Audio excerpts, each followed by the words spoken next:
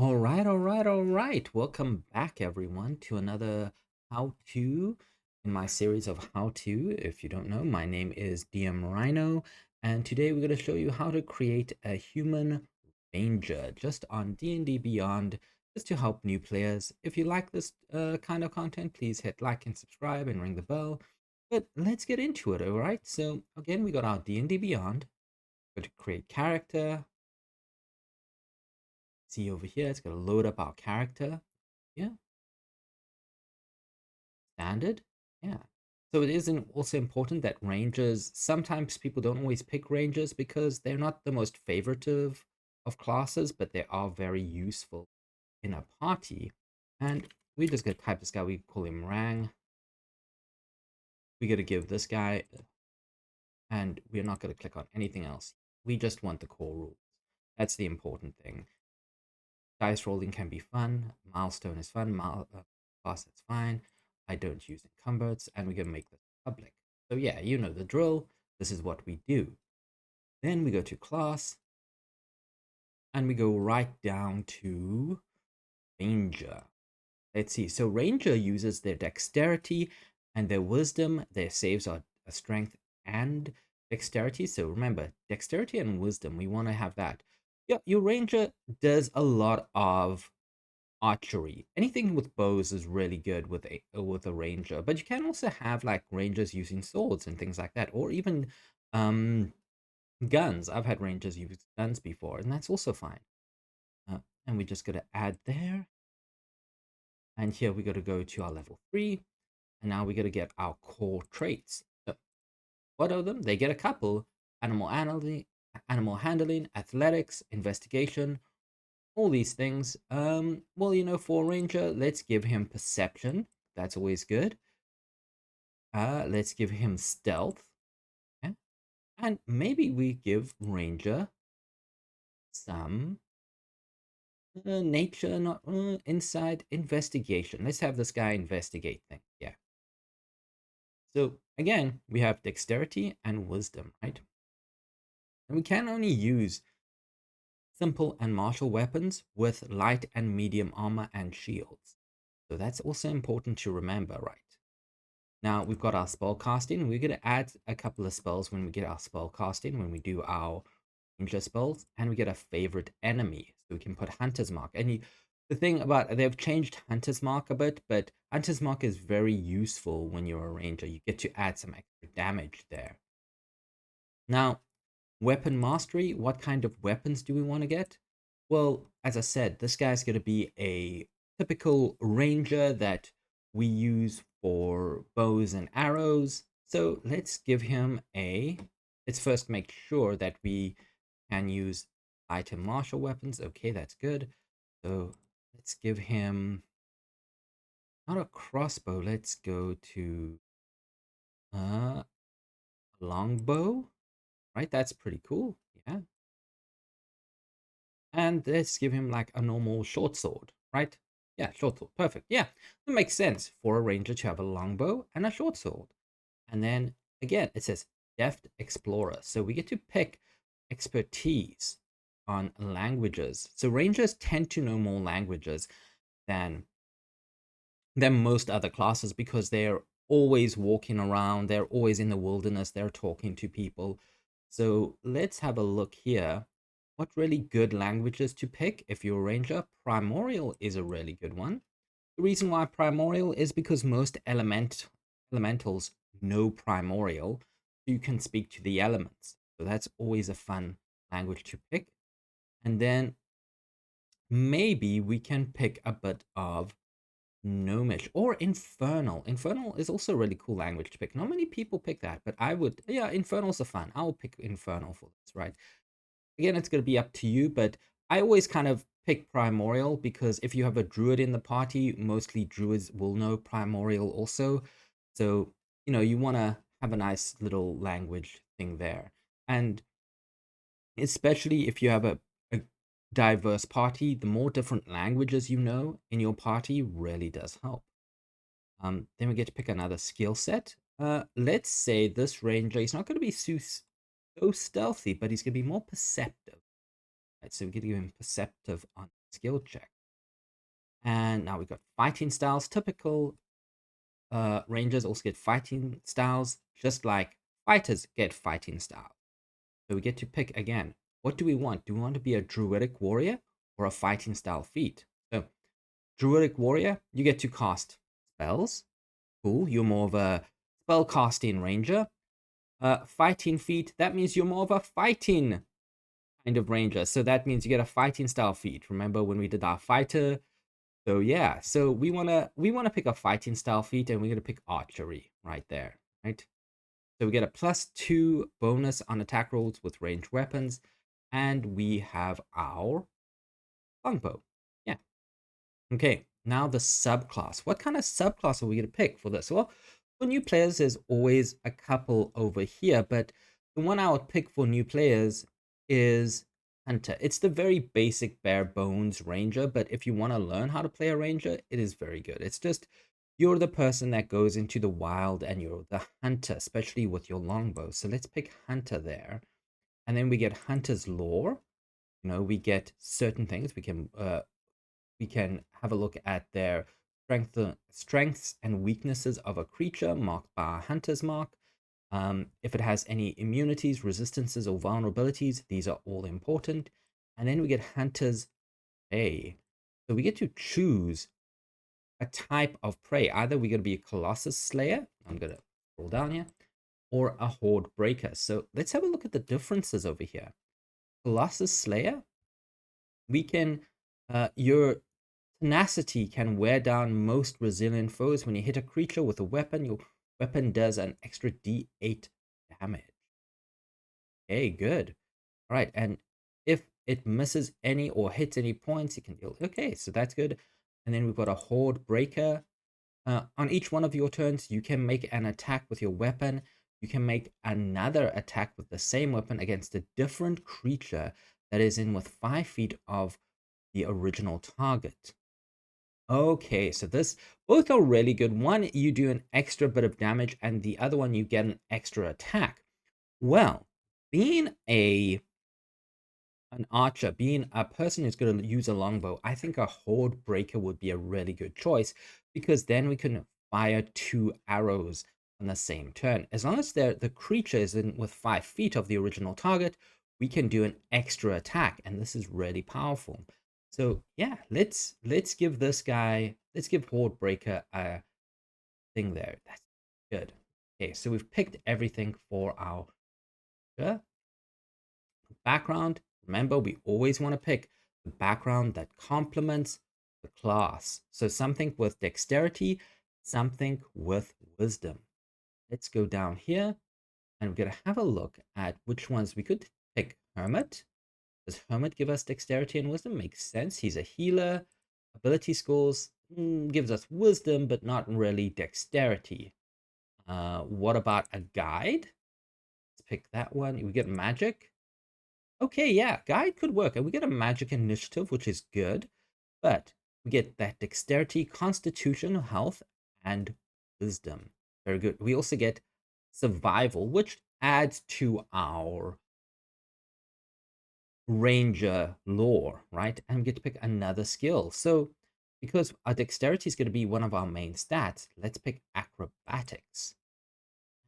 Okay, and now again, what I'm going to do is just pick 111, right? It's going to help us out. So we're going to pick 111 there. Magic feat. What kind of magic do we want? Well, because we got dexterity and wisdom, let's use wisdom as our ability to cast spells, right? And then we can pick some wisdom things. So what are good spells to pick? Being a ranger, let's have a look. So let's go with guidance, of course. Always good to have guidance. Guidance is a great spell, adds a d4 to an ability check. Yeah, that's always a good spell. Let's go for another spell we can pick.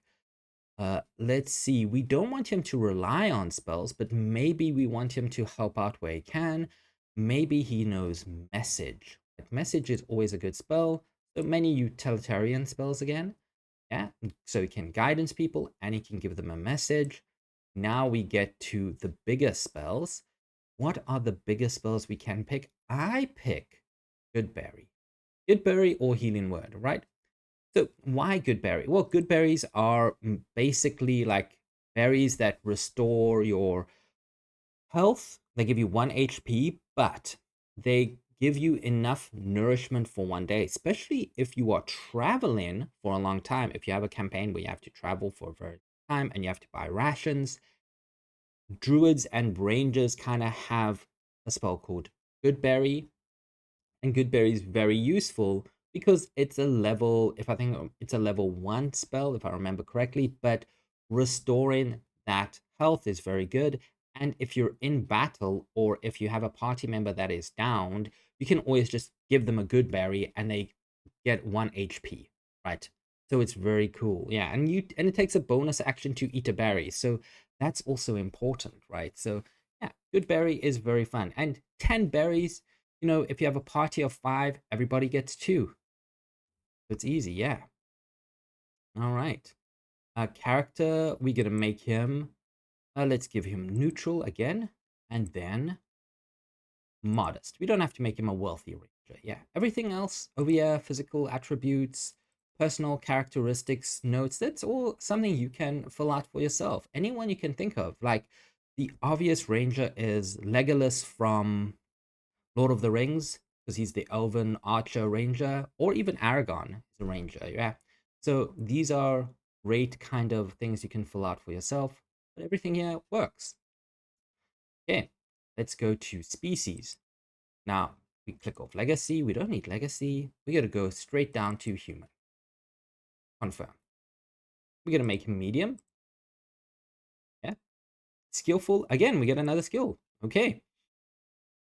What do we think? Man, rangers get a lot of these things, so let's give him nature. We didn't take nature last time, but nature can be useful. So let's pick nature. We get a versatile. What kind of feat do we want to give our ranger? Well, we don't want to make him a spellcasty ranger. We want to make him maybe someone who can do a lot of things. Actually, I think for a ranger, alert would be good, right? The reason why, your initiative proficiency, when you roll initiative, you can add your proficiency to the roll and you can swap. So it makes sense for our ranger, who's a hunter, to be very alert at all times. He knows where things are happening. And in battle, he can, oh, he's up there in battle, and he can swap initiative with another willing ally if he. So that's also a really good thing to have, initiative. Languages, well, we already know a couple, right? We already know Infernal. You can see we got some extra ones, but we know Infernal and Primordial. So what other languages can we have? Roll 2d12s and have a look. Oh, that's a 3 and a 5. So we know Elvish, makes sense. And a 3 is Dwarvish. So yeah, the basic languages. These are good. Okay. Got all. All right, let's go to our abilities. Now, let's do the points. Let's do a manual roll this time. We haven't done that in a while. 1, 2, you add in 3 groups. Now, again, remember, we've got +1 on dexterity, constitution, and wisdom. So let's roll our first group over here. It's going to roll 4d6, and we take away the lowest roll, or we keep the 3 highest. So first one's a 13, 14, looks pretty average. Yeah, it looks pretty average. I want. That's pretty average roll. Okay, that's pretty good. Yeah, that's pretty average. Let's roll our next one.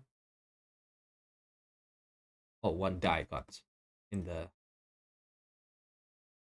trapped in the corner there. Sometimes that happens when there we go.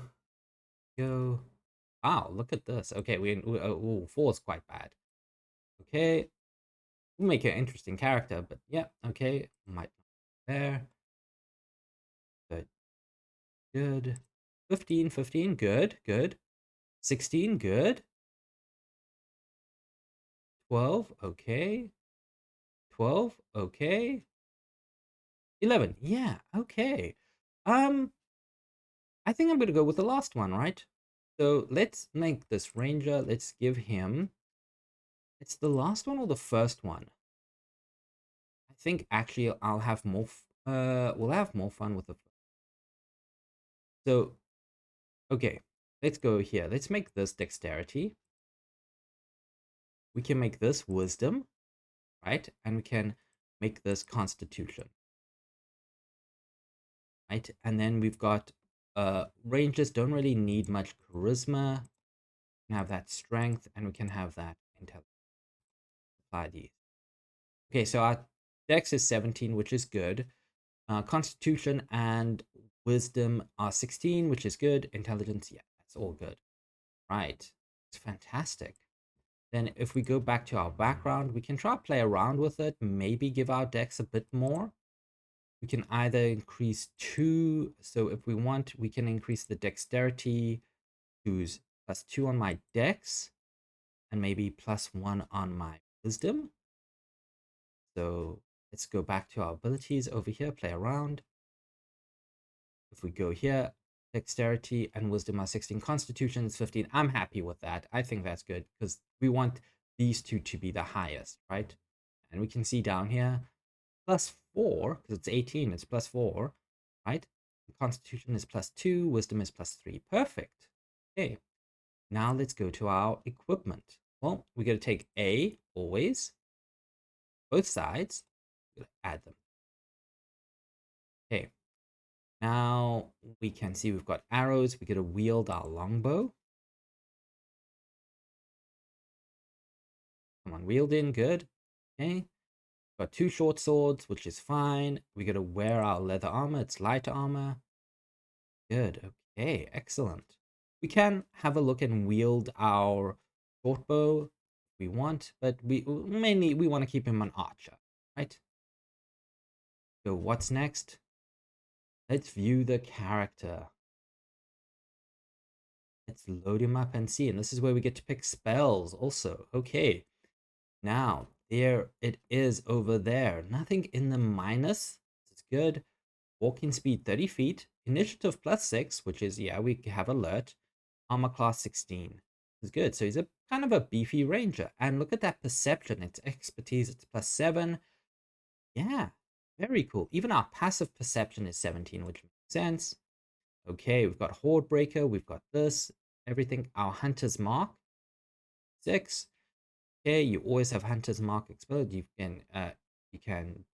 says here, you can cast it without expelling 2 spell slots long rest, so that's really good. Okay, but now, of course, rangers do know spells. So, how are we going to pick what spells? Well, we know a couple already, right? We know Goodberry and Hunter's Mark, which is concentration based. Guidance is also concentration based, but let's pick our spells. What spells would I pick for a ranger hunter? Let's go to add spells, and we have prepared spell. Remember, we have prepared spells. We want this guy to be not a spellcaster, but a archer kind of guy. So I think the spells that I would pick for the hunter class would be mainly passive and healing spells. Maybe 1 or 2 offensive spells. We've got 4 to pick, but you know, his primary thing is going to be firing arrows. So let's see what spells he would pick over here. We just want to click on core rules. We don't want Cobalt Press. You can see a couple of them over here are concentration based, but this one down here, Long Strider, is a really good spell. You touch a creature, the target speed is increases by 10 minutes, which is really good. You can touch yourself, which means you get 10 feet of extra movement. This is really good. 10 feet of extra movement can help a lot. So we'll click on that one. Then we're going to go Hail of Thorns, also non-concentration. When you hit a creature, this spell creates a rain of thorns that sprouts from a ranged weapon or ammunition. The target of the attack and each creature within 5 feet makes a dexterity saving throw, DC 13, and take 1d10 piercing damage on a fail. So extra damage. and it's a bonus action spell. So remember, we are making a archer kind of hunter ranger, and this would be really good. And because it's non-concentration and bonus action, we can prepare it. Right, so we've got these two over here. What else can we do? Well, let's take our good old ritual spell of detect magic. That's always fun. Or detect poison and disease, but detect magic is far more useful. So that's a ritual spell. It's also concentration, but ritual we can spend 10 minutes casting it, right? Okay, and then we're gonna go maybe a cure wounds. Cure wounds is also really good for someone who doesn't really want to cast a lot of spells, but it's, the more party members that can cast cure wounds really does help. That means you can not you don't rely on one person to heal you. Everybody's got a chance to bring you up in back. So yeah, that's the spells I would pick. They are prepared. You can actually go down to your prepared spells. There we go. Hey, very cool. So we've got our prepared spells there. And there they are. First level concentration based spells, ritual spells, and there we've got one attack per an action, but remember we also have Horde Breaker, which means we can do another attack with the same weapon, our longbow, against a different creature within 5. It has to be within 5 feet. And that's within the weapon's range. Well, with our longbow, it's 150 feet. So that's very good. Yeah. And we have an attack. So if we want to do an attack quickly, we can go here. That's 11 to hit. We just gonna say it hits, and it does a staggering 8. Okay. Got our spells. We've got our inventory over there. Arrows. Arrows are very cheap. You don't really some DMs will count arrows, but honestly, they're very easy to buy, and almost every tavern will have someone who makes arrows, so that's okay. Traits, remember, pretty cool. And we've got our feats all over here. Good. We've got all of these here. So, well done. This is our ranger, guys. Our ranger hunter. Of course, we'll make this shareable, so you can have a look at it if you want. But if you're playing for the first time and you want to play a ranger, I will always recommend a ranger hunter to get you into the ranger subclass. But please remember, if you've liked this video, give me a like, hit me a subscribe.